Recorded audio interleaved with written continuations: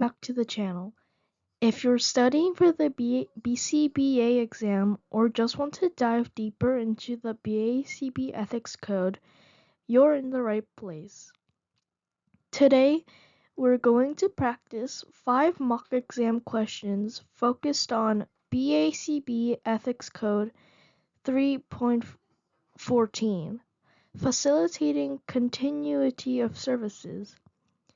Whether you are gearing up for the exam or just looking to understand this ethical code a bit better, this session will help you get a good grasp on the key concepts. If you find this video helpful, don't forget to hit that subscribe button and give it a thumbs up. Let's get started. Mock exam question number 1. A behavior analyst is moving out of state and has informed their employer, but they have not yet made a plan for transitioning their clients. With only 2 weeks before the move, they are unsure how to best facilitate continuity of care. Some of their clients are making significant progress, and their families rely heavily on services. Without a transition plan, these families may experience gaps in treatment, causing potential regression in skills. The analyst wants to leave on good terms but feels overwhelmed with time running out. What is the most ethical action? 1. Work with the agency to create a transition plan before leaving. 2. Stop providing services immediately. 3. Let the clients figure out their next provider. 4. Continue services remotely while planning the transition.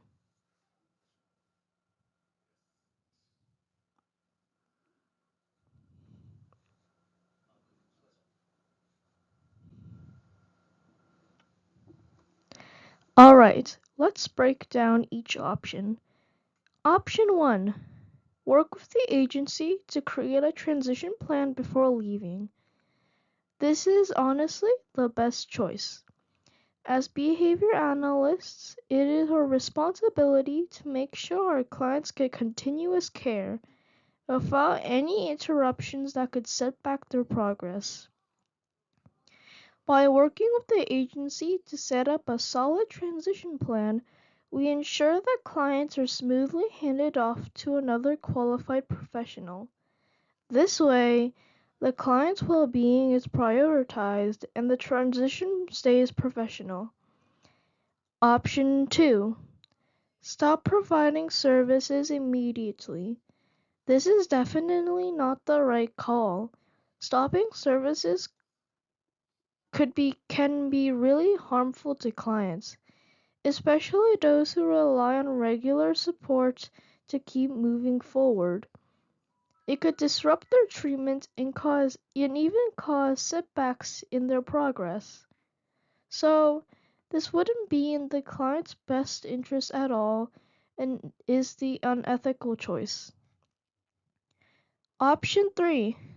Let the clients figure out their next provider. This option misses the mark too. As behavior analysts, it is our job to make sure our clients aren't left hanging without care. Letting them figure things out on their own could cause unnecessary stress and lead to gaps in service. That's not following through on our ethical responsibility to prioritize their needs. Option 4. Continue services remotely without planning the transition. While it may seem like continuing services remotely could work, it doesn't really solve the main issue of ensuring a smooth transition. Without a solid plan, remote services might not be as effective, and clients could experience more disruption. Whether it's remote or in person, it's really important to have a transition plan in place so that clients' needs are fully met. The best thing to do is work with the agency to create a transition plan before leaving. That way, clients get the support they need during the transition and there's no risks of gasps or setbacks in their progress. This is the most ethical approach because it puts the client's needs first and ensures they're getting the best care possible as the behavior analyst moves out of state.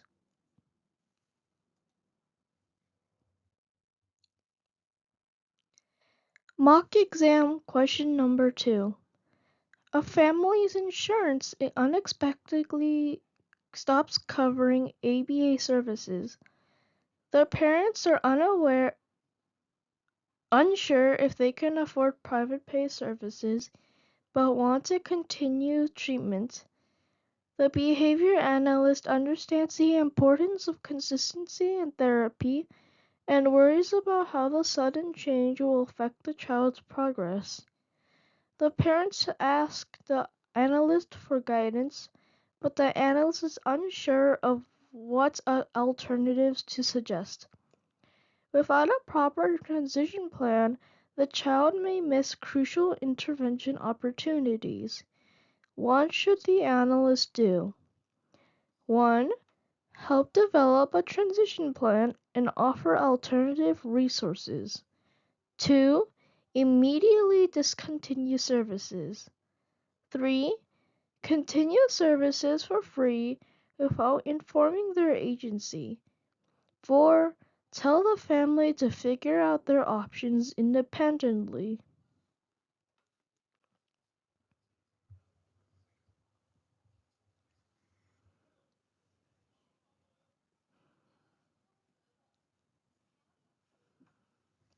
Here's how we can break it down. Option 1. Help develop a transition plan and offer alternative resources. This is definitely the best option. The behavior analyst's main goal is to support the child's progress and ensure that the family isn't left without guidance. Helping the family develop a transition plan would allow the child to continue receiving care, even if insurance no longer covers the services. Offering alternative resources, like finding other funding options or connecting the family with local programs, shows that the analyst is actively helping them find a solution. This approach is compassionate and ensures continuity of care, which is key to preventing regression. Option number 2. Immediately discontinue services. This is not the ethical choice. Discontinuing services right away would cause a gap in treatment and could hurt the child's progress. It would be detrimental to the child's development, and it is not in the family's best interest. So, this option would not be the right approach. Option 3. Continue services for free without informing their agency. While it might seem like a kind gesture to continue services for free, this is a problematic approach. Not informing the agency is a violation of ethical and professional standards. The behavior analyst should always communicate with their agency about any changes to service arrangements. Continuing services for free without proper documentation or approval can lead to issues down the line, including financial or legal complications. Plus, it may not be a sustainable solution in the long run. Option number 4. Tell the family to figure out their options independently. This option is not ideal either. While it is important to respect the family's autonomy, it is also the behavior analyst's responsibility to help guide the family through this tough situation. Leaving them to figure it out on their own could cause unnecessary stress and might lead to the child missing out on critical treatments. It's part of the analyst's ethical duty to provide support during transitions like this. So, the most ethical and responsible action is to help develop a transitional plan and offer alternative resources. This way, the behavior analyst is actively involved in helping the family find solutions, ensuring that the child's care continues without interruption.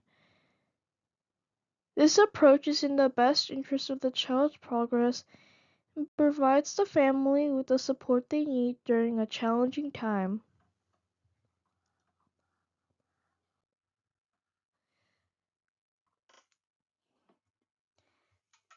Mock exam question number 3. A behavior analyst is going on maternity leave but has not yet arranged for another provider to take over services. The parents are unaware of her upcoming leave and expect services to continue as usual.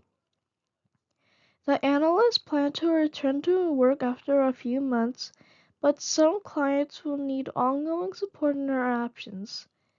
If a transition plan is not in place, families might be left without services, leading to disruptions in their child progress. The analyst must realize she must decide how to handle the transition before it is too late. What is the best course of action? 1. Ensure a transition plan is in place and inform the families. 2. Wait until after the leave begins to notify the families. 3. Reduce service hours to delay the transition. Or 4. Leave the decision to the employer without client input.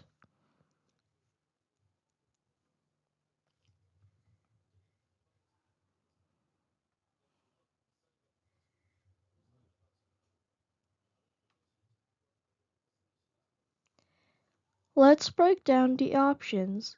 Option number 1. Ensure a transition plan is in place and inform the families. This is definitely the best course of action. The behavior analyst needs to prioritize the continuity of care for the clients, and that means making sure there's a solid transition plan before going on leave. By informing the families ahead of time, the analyst gives them the opportunity to prepare and make any necessary adjustments. The client's progress should never be disrupted, and a transition plan helps ensure that another qualified professional can take over in their absence, so the families aren't left without services. Option number 2. Wait until after the leave begins to notify the families. This is not the right choice. Waiting until the leave begins can cause unnecessary confusion and stress for the families. If the parents are not informed until the last minute, it might be too late for them to find an alternative provider or adjust their schedules. Proper communication is key to making sure there is no gap in services, and waiting would only cause more problems down the line. Option number 3. Reduce service hours to delay the transition. This option is not ideal either. Reducing service hours might temporarily delay the need for a transition, but it does not address the root problem. If the clients need ongoing support during the analyst's maternity leave, reducing hours would not meet their needs. It is better to have a full transition plan in place that allows another provider to take over so that the child's care is not interrupted. Option number 4. Leave the decision to the employer without client input. While the employer definitely has a role to play, the behavior analyst should not leave the entire decision-making process to them. The analyst is the one who has the closest relationship with the families and knows what the clients need best.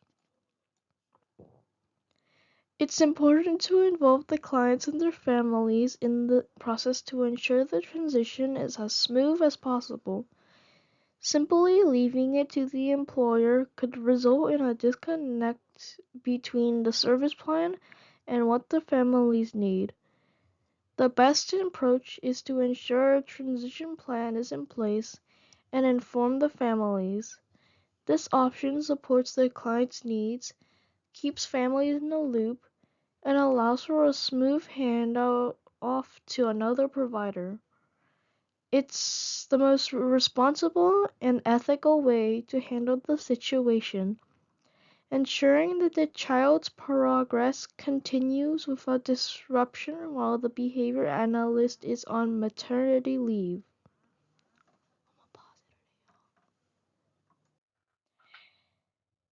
Mock exam question number 4.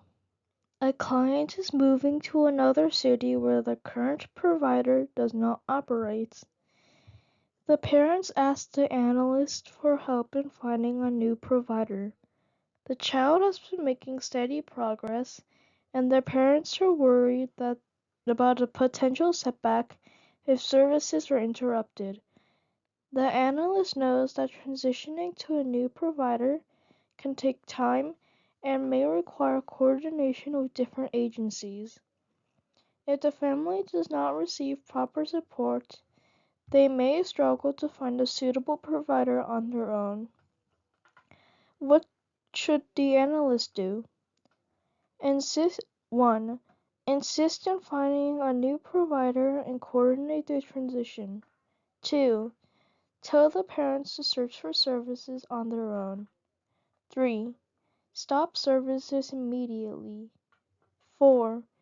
Offer to travel to continue services, even if it's not feasible.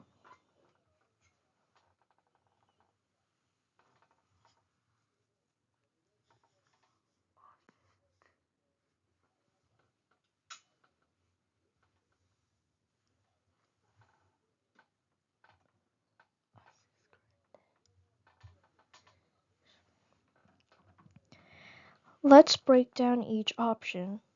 Option 1. Assist in finding a new provider and coordinate the transition. This is the best option. The behavior analyst has an ethical responsibility to ensure that the client's care continues without disruption, especially since the child has been making steady progress. Helping the family find a new provider and coordinating the transition shows a commitment to supporting the clients, even through a difficult move.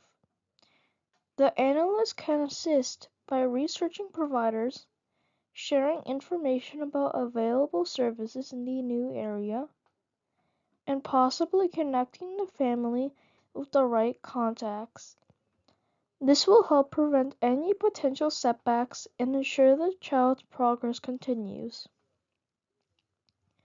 Option 2. Tell the parents to search for services on their own. This is not an ideal option. While the family can certainly play a role in searching for new services, the analyst has a responsibility to support them through this process. Telling the parents to figure it out on their own would leave them feeling unsupported and could result in unnecessary delays or struggles in finding the right care. It's important for the analyst to take an active role in assisting with the transition to avoid gaps in service. Option 3. Stop services immediately. Stopping services immediately would be unethical and potentially harmful to the child's progress. Sudden termination of services could cause regression, and it's important for the analyst to plan for a smooth transition, which can take time. Cutting off services without a proper transition plan would disrupt the care that the child needs and could result in setbacks in their development. Option 4. Offer to travel to continue services, even if it is not feasible. While the offer to continue services might come from a good place, it is not a practical or feasible solution in most cases. Traveling to continue services would most likely be unsustainable both financially and logistically. It is better for the analyst to focus on ensuring the family receives appropriate local support by finding them a new provider in the new city. The most ethical, responsible action is to assist in finding a new provider and coordinate the transition. This ensures that the client's care continues without interruption, supports the client family during a stressful time, and prioritizes the child's progress. It is the analyst's job to make sure that the transition is as smooth as possible and that the family is not left without resources. Mock exam question number 5. A behavior analyst has been unexpectedly hospitalized, cannot see clients for an extended period. They did not previously create a transition plan. Their clients' families are now left without guidance, and the agency is scrambling to figure out how to cover the caseload.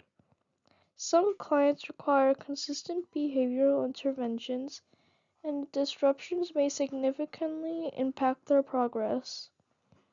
The analyst wants to ensure that their clients continue receiving services despite their sudden absence. What could be done now? 1. Work with their agency to arrange temporary coverage. 2. Let services pause until they recover. 3. Avoid informing families to prevent panic. 4. Continue working remotely despite health concerns. Let's break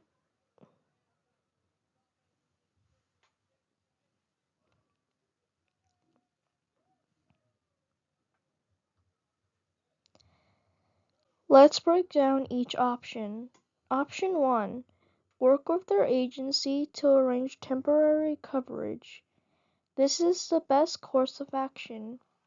Since the analyst is unexpectedly hospitalized, it is important to work with the agency to make sure that clients continue to receive the care they need during the analyst's absence. By arranging temporary coverage, the agency can ensure that another qualified professional steps in to provide services without disruption. This helps prevent a regression in clients' progress and shows that the analyst is still prioritizing their clients' well-being, even though they are unavailable. Communication with the agency and families should be a priority to keep everyone in the loop. Option 2. Let services pause until they recover. Pausing services until the analyst recovers is not a good option. Disruptions in therapy can significantly affect a client's progress, especially for those who require consistent interventions.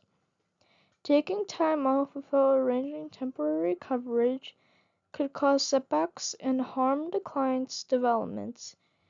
It is important to have a plan in place for continuity of care, even if the analyst cannot be the one to provide it during their recovery. Option 3. Avoid informing families to prevent panic. This is not the ethical choice. While the analyst may be concerned about causing panic, it is crucial to be transparent to families. They need to know what is happening so they can adjust their expectations and make plans for temporary care. Hiding the situation from them could lead to frustration or confusion, and it is important to maintain trust with the families by keeping them informed and involved in the transition process. Option 4. Continue working remotely despite health concerns. Continue to work remotely despite health concerns is not advisable. The analyst's health should be the top priority, and trying to work through an illness can make things worse, both for the analyst and the clients. It is better to focus on recovery while arranging for temporary coverage through the agency, ensuring that clients still receive care in the meantime.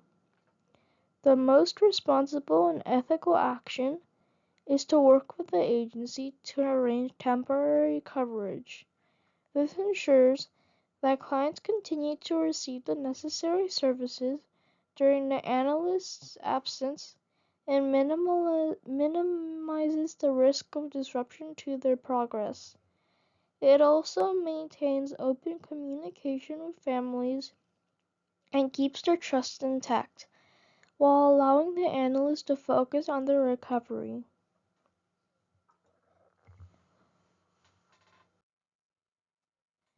Alright, that is it for today's practice session. I hope these mock exams helped you get a better understanding of BACB Ethics Code 3.14, Facilitating Continuity of Services. If you found this video helpful, be sure to like, subscribe, and hit the notification bell so you don't miss out on any future study sessions. Let me know in the comments if you have any questions or need clarification on anything. Thanks for watching, and good luck with your studies. You've got this.